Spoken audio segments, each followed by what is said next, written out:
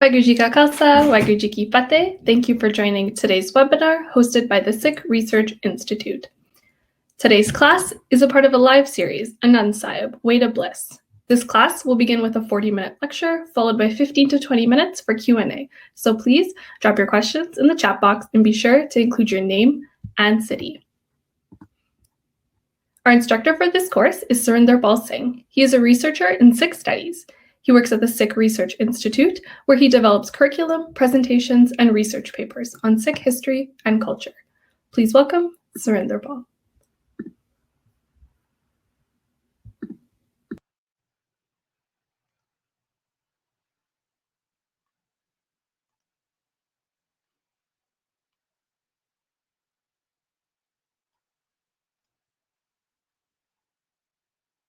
Waheguru Ji Ka Khalsa, Waheguru Ji Ki Fateh.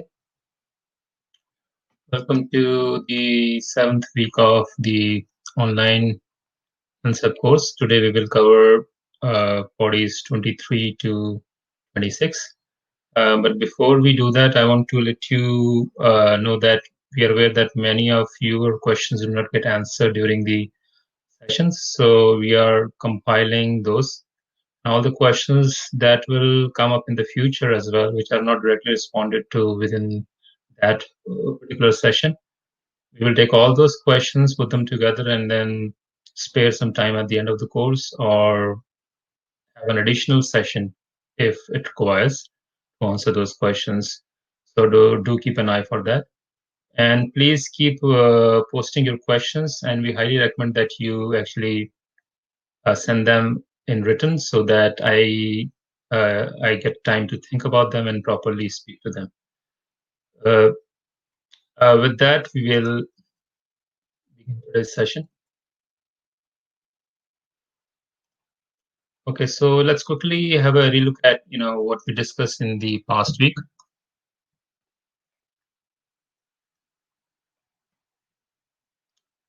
So we covered body 19 through 22nd last week, and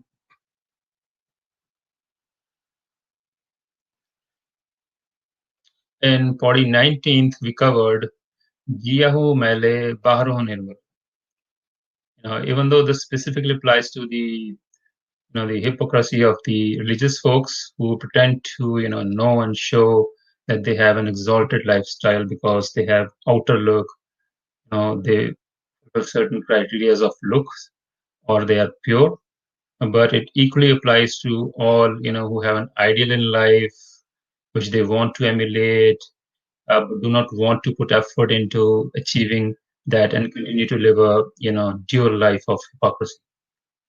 The Guru says that "Eh tisna vadda rog laga," in the later line of that body. It says "Eh tisna vadda rog laga." It is essentially because of the other love, the love of the material world and all the pleasures it has to offer, which entice us, which lure us away from, developing ourselves in Gurbani. And by not engaging with Naam and wandering like Betalia, ghosts, or someone who is out of sync with the ultimate reality, the individual loses, their life like in gambling. So, and then what happens is this is essentially because they attach themselves to food, trash, basically the temporary things, the material things around us, the other love and their pleasure. So that's the sign of those who within have other love, but they just try to show or pretend to be otherwise. So with that, next body essentially contrasts that body 20 and says, the Guru informs us that I'm not concerned about the second, third, fourth, or fifth option that you're putting up to hide your own incompetence, hypocrisy, or lack of love for the divine Ikankar. The Guru is saying that the person who looks pious from outside but is not from inside is not my ideal. Stop using that excuse for your own weaknesses. What if I am doing wrong? That person is also wrong. Two wrongs do not make one right. So moreover, this argument, that I'm good at heart, even though it might not be visible outside, does not, cut it within the Gurmat perspective. Guru reminds that, one that, our only one and only option is jiyo nirmal, bahro nirmal. If one is blemishless within, it is bound to manifest outside as well. The Guru says, don't give me the certification of internal purity if it is not manifesting through your action in private. You are mostly, even though you try to show it otherwise in public life, but it's also, if it's not manifesting in your private life, then something is not right. So then most probably it's a symptom of other love.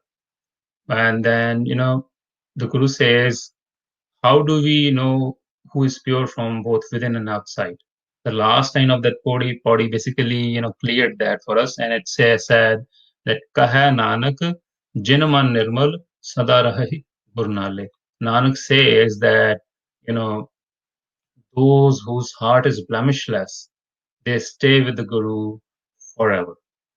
They seek all the pleasures from the Guru. They do not fall for other things in private while putting on a different show or liking in the public space. With that, the Bani moves to the 21st Padi, and it discusses basically what is the meaning of being, Guru faced. Sanmukh word appears there in the very first line. It says, Jeko Sikh Guru Seti Sanmukh Hoye. It is being and doing things in divine love and not out of, compulsion, as I mentioned last time.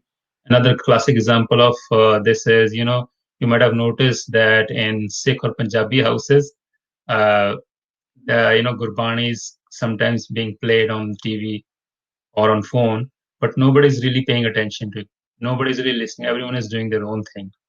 There is a common psychological belief, which I'm sure, everyone will relate to. We either treat Gurbani as a mantra or a magical chant that fulfills wishes, or is some kind of an incense that we can use to, make our house fragrant or, purify the surroundings. So this is why sometimes you will notice that, nobody's listening, but kirtan is on. So this attitude, the Guru might say, I think, there's a problem here. You might have bought a wrong product. If you really wanted to, purify your surroundings, you might actually go for a air purifier instead of Gurbani. Gurbani was essentially meant to, purify your heart, not something to be played in the background so that you feel good about it. So that's how Guru contrasts this idea of how people behave in a certain way, but they actually are not the same within, and then contrasts it with the geo nirmal, baro nirmal, the real ones who are both inside and outside same. And what are they like? It is explained in the Padi 22nd that they geo rahe Guru Nanak. They always stay with the Guru, and that's how you become Guru faced. Guru de Sanmukh, Guru Seti Sanmukh.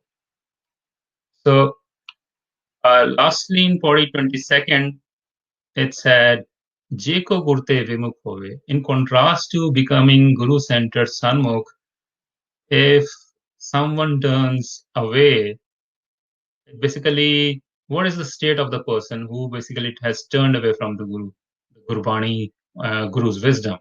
It says that there is no freedom. Mukti na pave. There is no liberation, whether of spiritual nature or any other kind, unless we invest in our inner strength, our innate nature, which is essentially divine. And how do we do that? In the later line, it had said, fir mukt paye, once the person has suffered and wandered, what happens? Then the person ultimately finds deliverance, liberation, freedom, once the Guru wisdom has entered that person's life and has broken that person's shackles, blocks, mental, spiritual, emotional, all sorts of blocks. When those blocks are shattered, that person realizes oneself and then develops self to become ik onkar like, and that's how they find liberation. With that, we'll move on to our first body of the day, body 23. But we will first cover an interesting word appearing in that body. The word is Sarangpani. Sometimes there is a tipi on Rara, the second letter, and sometimes there's not. So one interesting thing about this word is that it denotes a lot of things. It refers to a deer, an elephant, a bird named Chatrik in Gurbani. It is also a name of a rag, and it also means the bow in archery. But in addition to this, saring also means earth when it is used in reference to Akalpur, the Kaunkar. It also has, so whenever it is used in that sense, it also has suffixes like pan or tar as in examples on the right hand side. Both are close to each other and they mean, they mean supporter or holder. So sarang pan or sarang tar means the one who is holding or supporting the earth, implying that one who is taking care of the entire creation. That is it. All right, we start with body 23, our first body of the day. Okay, so in body 22nd, we discussed what happened to Vemuks, uh, wayward people. Now, having shown us, a negative scenario, the Guru then counsels us, and it's Guru says, "Come, let's sit and talk this through." And it's a very sweet and gentle style of appealing. The Guru says very gently and lovingly. The Guru calls basically says, "Avahu Sikh Sati Guru ke pyari ho." Avahu, come. Sikh pyare ho. The Sikh goes with the fifth word, pyare ho. Avaho Sikh, avaho Sikh pyare ho. O beloved Sikhs, come, Sadguru ke, of the eternal Guru. Come. Gavahu, what do you do then? Gavahu Sachi Vani, sing. The advice is to sing the true eternal utterance. Bani Tagavahu, if you at all want to sing, decide to sing, let it be, if any utterance you want to sing, let it be Guru Kiri, of the Guru. Bani Asir Bani, because this is the Bani which is supreme of all the utterances. Utterance above all utterances, supreme utterance. This is the ultimate utterance that you want to pay attention to. This has socio-political implications, which has precedent in the history and politics of both this time and the earlier times. Just like in the times of the Guru, there were imposters who were trying to, run their own shops. Most explicit example is of Guru Tegh Bahadur Sahib, but also happened during Guru Arjan Sahib and all the other gurus. It's just a matter of degree, but it happened all the time. So there were imposters who would, try to impose as gurus with the Bani. Once they saw that there was an ascendance of the guru's house or city. There are people who either, copy or try Gurbani or try to, use it to benefit themselves and create their own. So in addition to that, uh, it also shows us that, uh, without that, the other, I think a couple of weeks ago I was talking about it, how we can write all the songs and poems that we want in our life, but will they be able to help us in connecting with the divine? Maybe in rare case, some individuals have experienced things on their own, but in most of the cases, it won't really. Without Gurbani's wisdom, we will be like as helpless as people were when Guru Nanak Sahib arrived. Who had no personal connection with the divine, no experience, no love, no understanding of longing, only suffering due to the prevailing corruption, moral degradation, and the oppression they were facing from both the priestly class as well as the invaders. So this pain is very beautifully captured by by Gurdas ji, and we quite often hear this, line, Suni Pukar Datar Prab Guru Nanak Jag Mahe Bataya. When the master bestower, you know, heard or heeded the cries of the humanity which was wailing in pain, Guru Nanak Sahib was sent. That's when you keep that historical fact in mind in the context, then we realize the value of this line, how and why this Bani is supreme of all Banis, how this Bani gave hope, this Bani gave life to humanity. This Bani enabled people to connect with Akal Purkh. Bani Tagavo, if any utterance you have to sing, let it be, Guru's utterance, Guru Keri, of the Guru, which is Bani Asir Bani, supreme of all utterances. Jinko Nadar Karam Hove, those who are blessed with another glance of grace. Karam. The line says it is a matter of grace. So, let's beg for it. Let's beg for grace. Without grace, nothing happens. So once that grace happens, Hirdat in Asamani, those individuals upon who receive grace have the fortune of having the Guru's Bani imbued in their heart. Evaho Amrit, drink immortality, Amrit.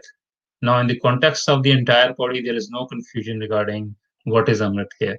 It's flowing in order. It's an allusion to Gurbani. That is drinking Amrit for us, and thus having partaken that Amrit, Sada always Rahu remain Harirangi in divine love. Now, Rang literally means color, and it also means love, and it's used in both ways in Gurbani. So, thus, uttering Gurbani, singing Gurbani, drink, take Amrit, immortality, and thus stay. That is how you stay in divine love. And this is how and that's the way, that's the formula of Japiho, chanting and then perfecting Saring Pani, the supporter of the creation within our heart. So perfect the divine within by singing Gurbani. That is how you japo Gurbani tells us. Gurbani specifically gives the formula of japoing. How do you japo? You japo by reading Gurbani, identifying with it, relating to it, and then through that developing divine love. And when you continually sing that Supreme Bani, that's how you japo the Sarang Bani, the supporter of the creation, which is Ikka.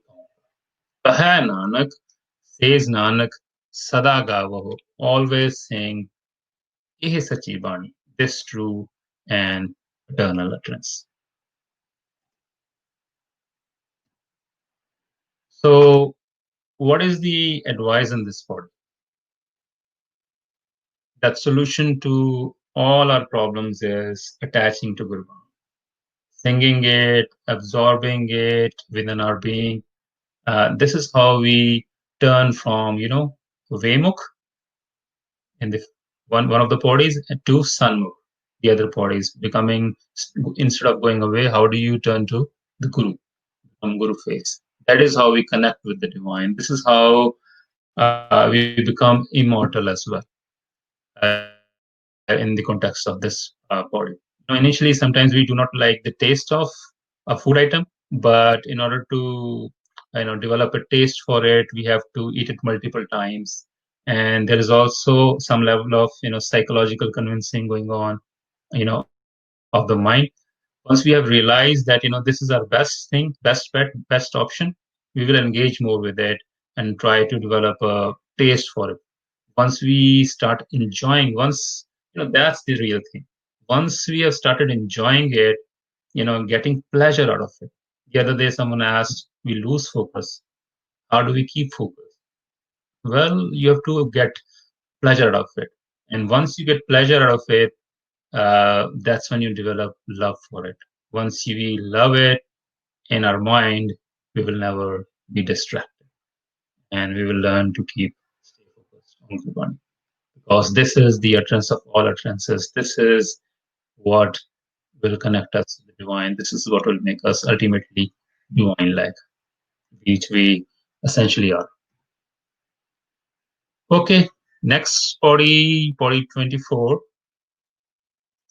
In body 24, after the debate over the need and importance of the Guru's Bani, referred to as, Sachi Bani or True Bani, this body, moves on to contrasting, the Guru's Bani, which is Sachi Bani, eternal Bani, True Bani, with the worldly Banis, Kachi Bani, and how it is, different from the Guru's Bani. The Kachi Bani, that spurious, you know, writings that people were creating or people trying to put parallel to the Guru Bani, you know. So Guru saying, how is that different from Kachi Bani or the eternal Bani?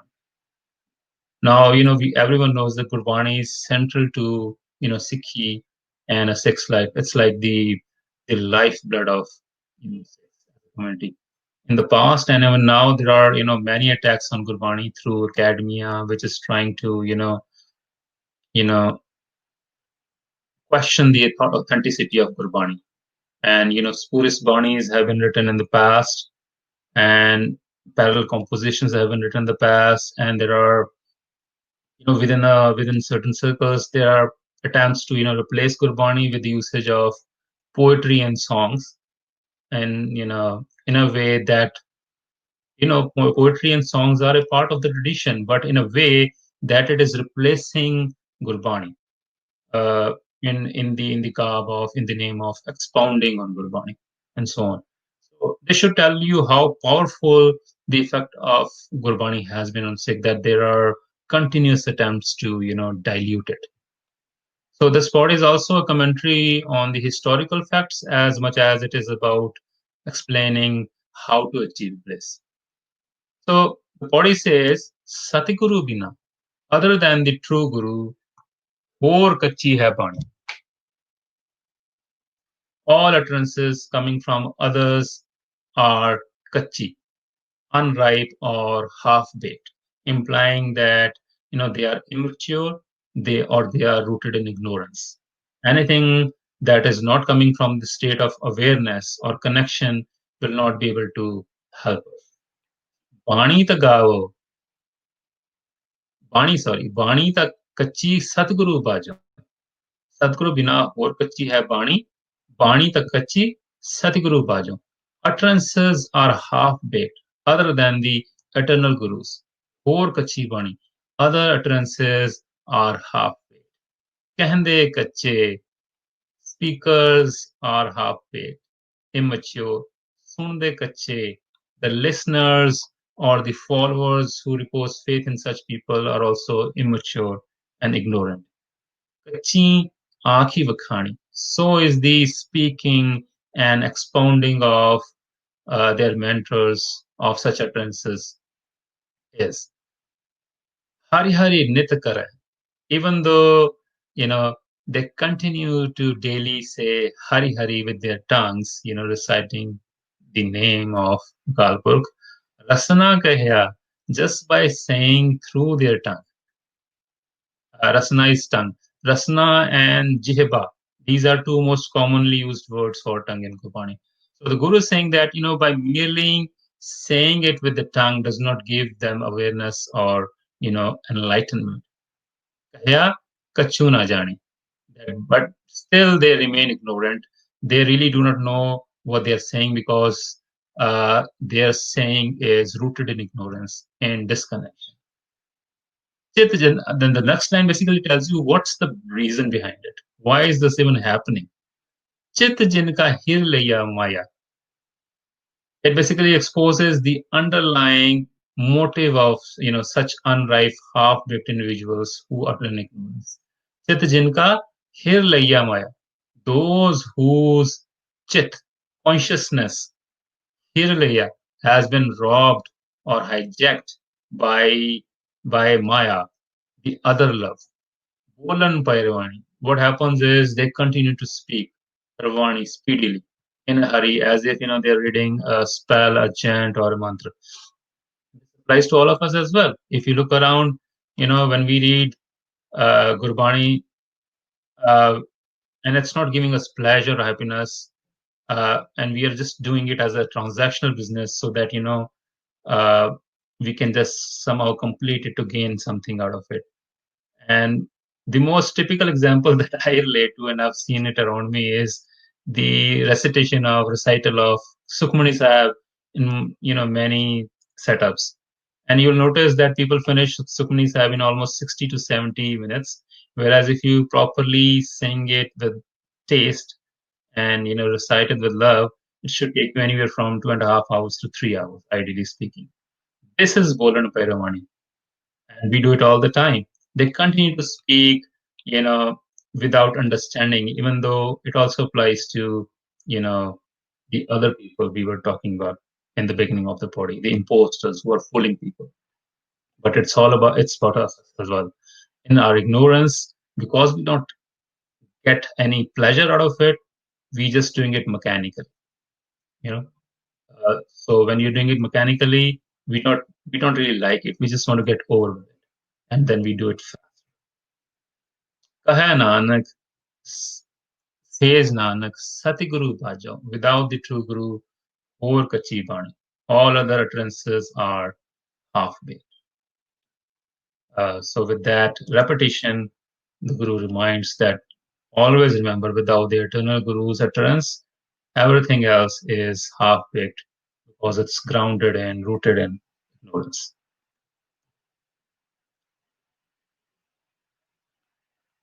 So this body is essentially a word of caution, you know, to the Sikhs that do not lose sight of the Guru and know, what is Guru's word, since that is what's going to, make you aware and keep you or help you stay focused.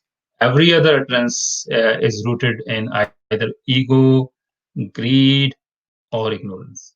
Only the utterance, the revelations that has come from the mouth of the Guru personality is Gurbani for us, nothing else. Equally important is, reflecting and thinking about what the Guru is saying us. Otherwise, we wouldn't be able to, relate to it, and we wouldn't be different from the folks that the Podi was talking about. So, I just talked about the mechanical, recitation of things. We need to get out of it and Jiya Ho Raha Guru Nanak, stay with the Guru by reading it with love in a way that gives us pleasure so that our focus remains on it. That's how we always stay with it. When that happens, that is the ideal state, a state that Guru Sahib is talking about. All right, so body 25. Now picking from the previous body again, this is a continuous. So there are so many bodies just focusing on Guru's Bani and what happens if you turn away from it, and what happens if you submit to Guru's wisdom. So there are a lot of bodies in a row talking about the same idea. So there's this emphasis. We started with bliss, idea of bliss. This is where it's taking it. That if you really want that, your focus should be Guru's wisdom, Guru Bani, and it's basically talking about that and continues to do that. Guru ka sabd ratan hai. The Guru's word is ratan, jewel. Hire jit jadau, diamonds, hire are jadau, studded in which. So the point is that Guru's Bani is priceless for us.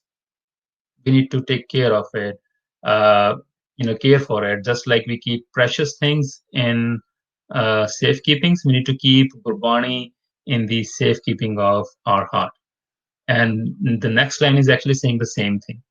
Sabad ratan jit man laga. In the mind in which the jewel of Guru's word is carved, that mind, hoa, happens to somehow merge into this world. Sabad seti man milya. Once the individual whose mind has, come to agree with the Guru's sabad and has merged with it, sacha laya pao, that individual starts to develop, love of the eternal Guru. You know, so once that Gurbani has been ingrained in our head, we are we are continually engaging with it. It ultimately, once we start relating to it, once we have developed a taste for it, it ultimately helps develop love for the eternal divine. And that love, once developed, brings focus. So love and pleasure are directly related to focus. If you want to learn how to stay focused on Gurbani while reading it, seek pleasure from it.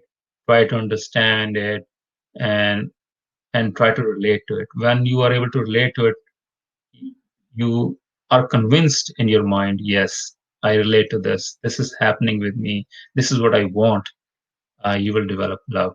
And that's when you will never lose focus.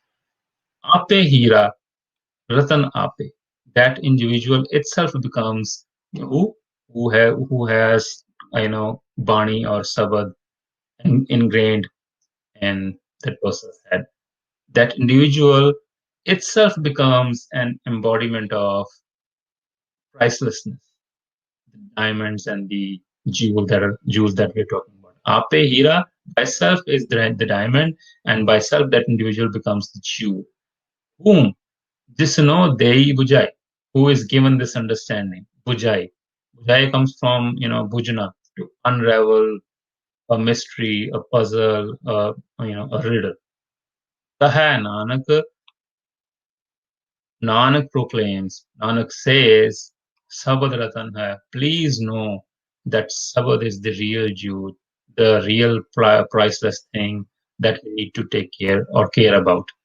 Not only precious, but also has Hira Jit Jada, diamond studded in it.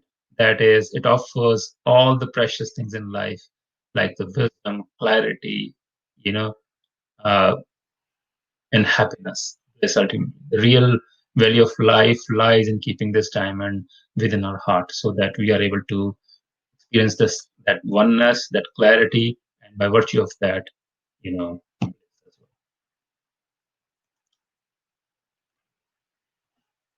Okay, so 40 25 basically, eulogizes the status of the Guru Sabha, which eliminates the inner of an individual, like, the shining jewels and diamonds. It removes the idea is it removes through its shine the ignorance of the mind by virtue of the wisdom.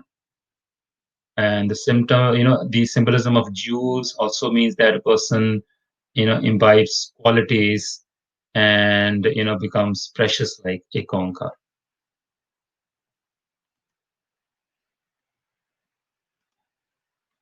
All right, now we move to body 26. Now, finally, there were in the previous few bodies, there was a discussion regarding what should be the prime focus of human mind, which is Bani, the divine revelation, wisdom, and how if you stay focused, what happens? If you do not stay focused, what happens? Now, there is an apparent change in the topic of the discussion here. It brings focus to the larger creation and its awareness or lack of it in the human mind. It says, "Siv Sakti आप ही उपाय का है, करता आपे हुक्म करता है." Now, the language in this body is borrowed from the Hindu tradition, more specifically the Tantric yoga. In the Tantric yoga, it is believed that the universe is created on the foundation of two fundamental forces in this uh, in this in this universe. One is the unmanifest, formless consciousness that is represented through the male force, which is known as Shiva, and who is also one of the three major godheads in Hindu tradition. And the other is the manifest form, the energy, the creation around us, the Shakti, uh, which is the name of one of the wives of the Shiva. So the Guru uses the symbolism to bring in the other traditions, because Guru is addressing people who are essentially living that tradition, and Guru wants people to relate to it, and that's the Guru style. I've talked about it multiple times.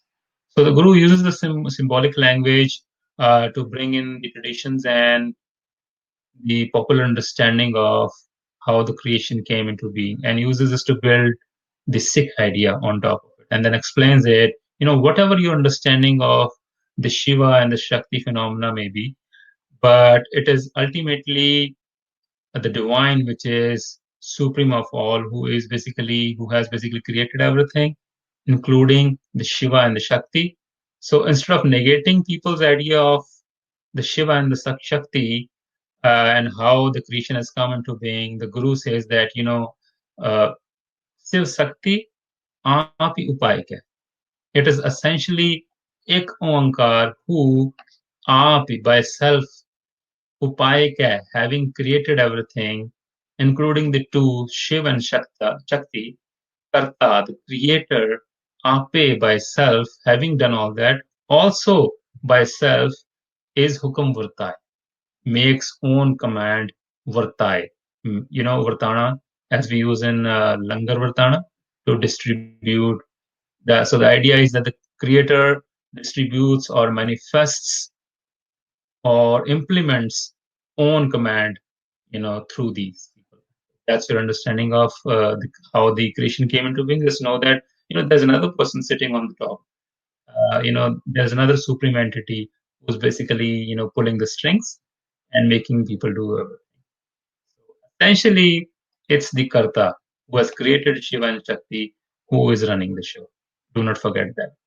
Hukam Vartai, enforcing own command or order, Hukam, aap hi hai, by self watches over, everything that is, taking care or presiding over it.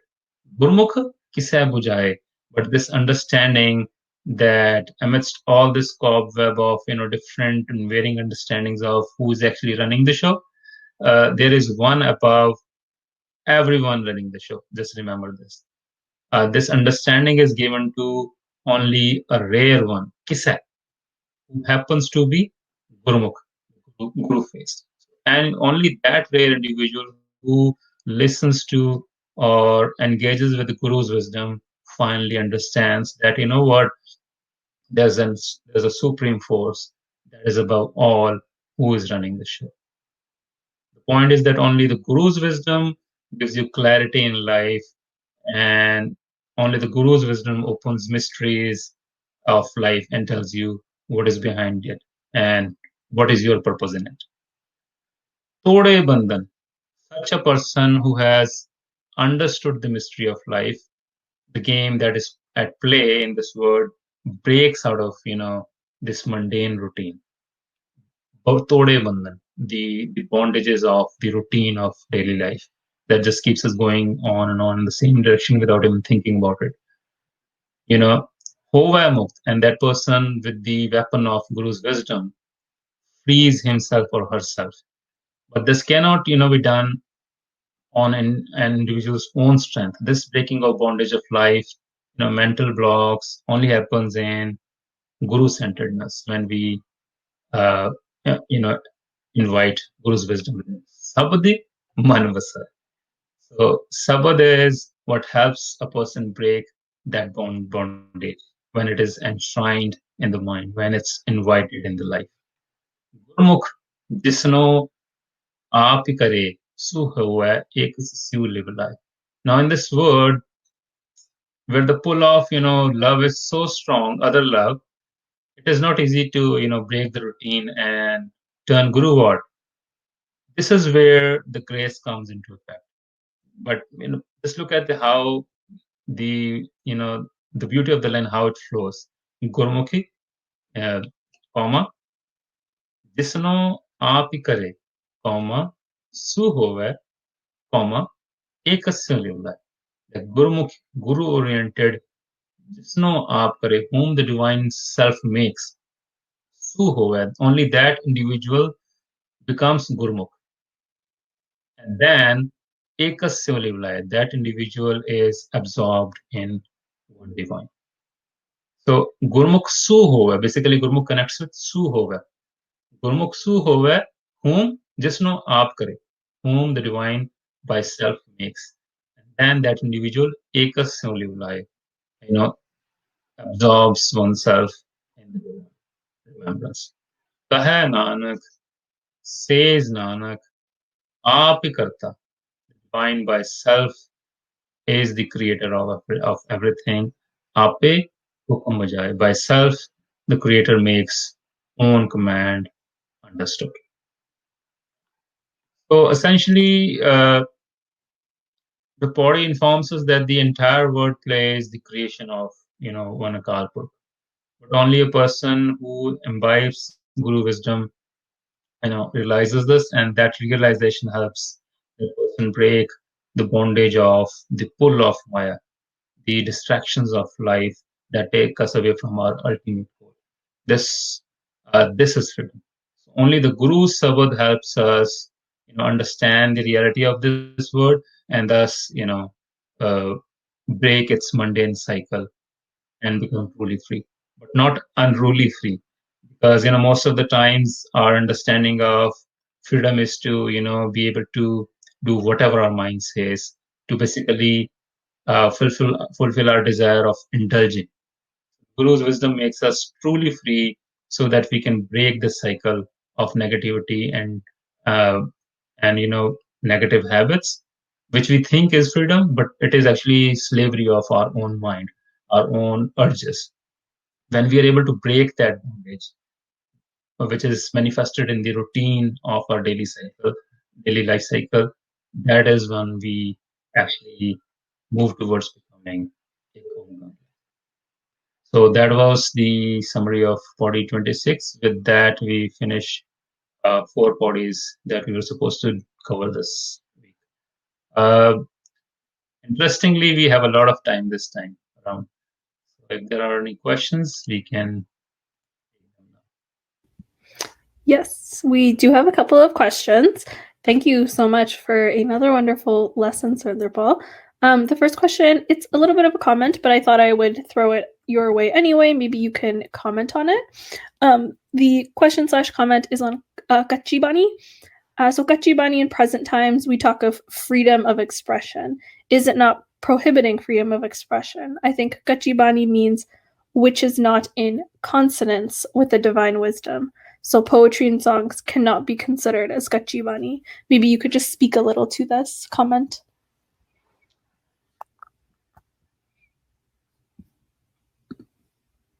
Well, Barney is not suggesting to, take away someone's right of freedom of expression.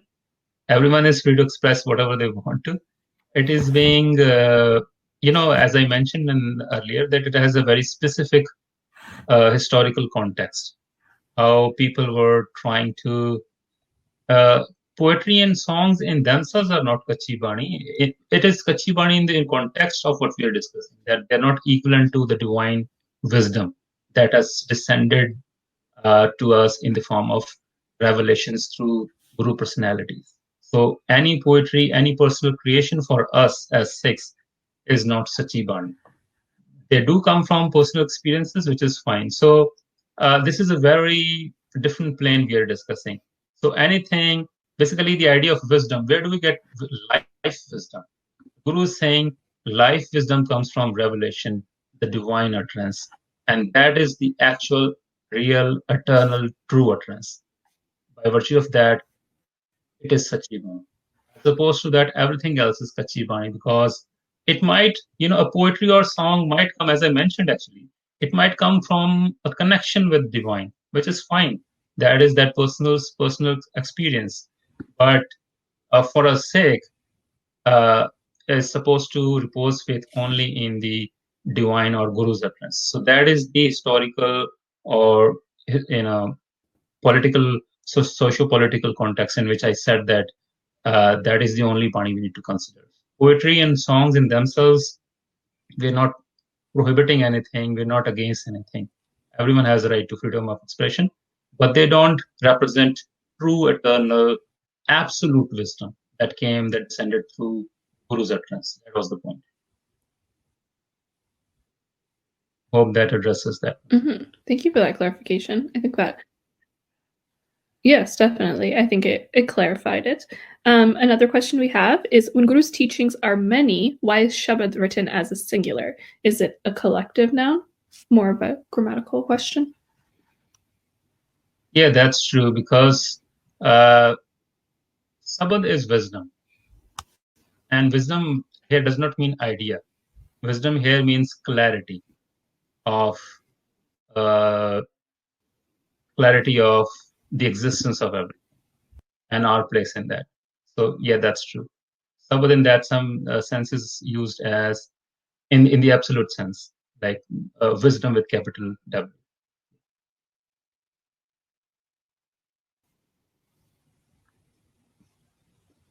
I think this was covered in first or Awesome. second So another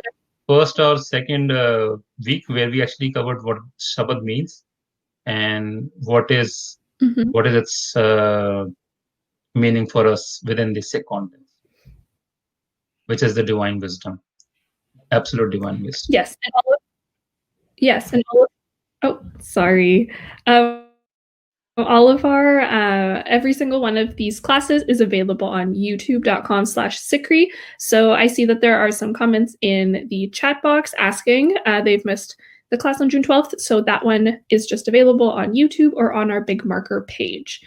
Another question we have is, do all Gurmukhs understand Hukam, or a few of these Gurmukhs are given this or are a few of these Gurmukhs given this understanding? Well, there are different ways to answer that. I will choose the logical way. So Gurbani says, only that person is Gurmukh who has understood it.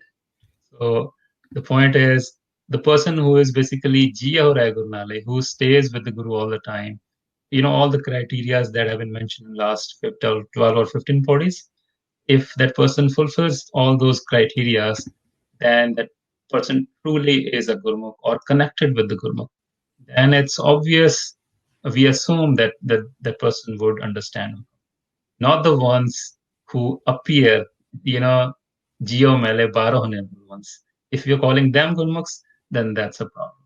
But if you're talking about the Gurmukhs who were discussed in the next body, Geo Nirmal, Baharoh Nirmal, who are both inwardly and outwardly blemishless, we are talking about those Gurmukhs, then we assume that they're connected. Since they're connected by virtue of being connected, we understand Hukam.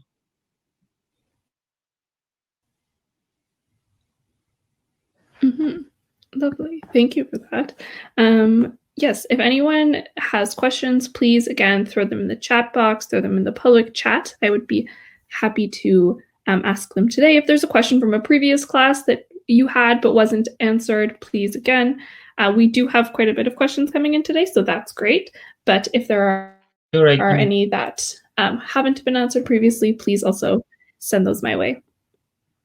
Okay, so there's a question on revelation and awareness. The next question we have is, are revelation and awareness... Oh, sorry. Yeah, that's okay. That's okay. I think there's a delay. Yeah. So I got the question. Are revelation, awareness the same thing? Well, awareness is a state of mind, and revelation I'm using in context of Gurbani. I use this for the Bani that descended through the Guru persons.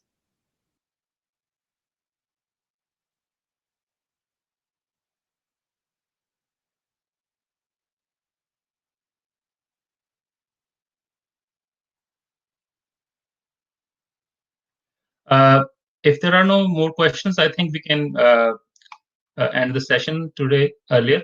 There shouldn't be an issue. But please do remember that we'll try to address all the questions that remain unanswered in the last session, or probably we can start compiling them, Manvinder, now, and we can, if there's time in the other sessions, we can start taking those within those sessions as well, instead of doing a separate session.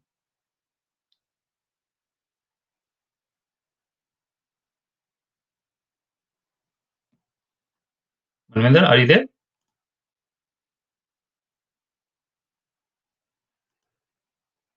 I think either we have lost connection or something is wrong on her end. So I suppose if there's no question, we'll probably end this session here. Thank you for attending this session. We'll see you next week at the same time. Waheguru Ji Ka Khalsa, Waheguru Ji Ki Fateh.